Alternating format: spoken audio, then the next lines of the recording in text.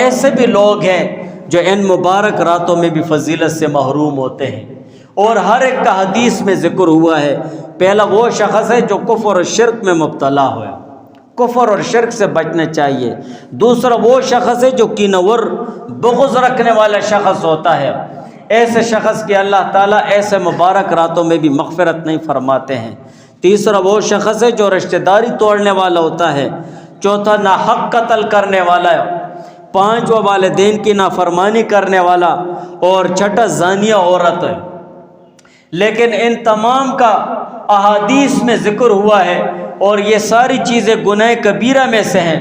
اسی وجہ سے تھانی صاحب رحمہ اللہ تعالیٰ فرماتے ہیں کہ تمام احادیث اور روایات پر نظر کرنے سے معلوم ہوتا ہے کہ گناہ کبیرہ بغیر توبہ کے معاف نہیں ہوتی، گناہ کبیرہ بغیر توبہ کے معاف نہیں ہوتے ہیں، اور جو گناہ صغیرہ ہوتے ہیں تو وہ اس رات کی برکت سے اللہ تعالیٰ معاف فرما دیتے ہیں۔ شب بارات ہو گئی، شب قدر ہو گئی ہے، اور اسی طرح دوسری مبارک راتیں ہو گئی ہیں، لیلۃ العیدین ہو گئی ہیں۔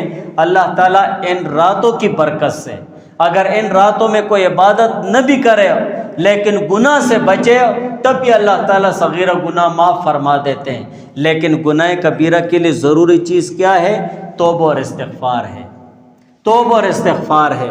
برکت والا مہینہ شعبان کا ہمیں چاہیے کہ ہم اس میں اللہ تعالیٰ کے لیے توبہ اور استغفار کریں، اور جو خصوصاً 15ویں شعبان، نصف شعبان کو، شب بارات کو اللہ تعالیٰ کے ہاں خصوصاً توبہ اور استغفار کریں کہ یا اللہ ہمارے تمام صغیر و کبیرہ گناہوں کو معاف فرمائیں۔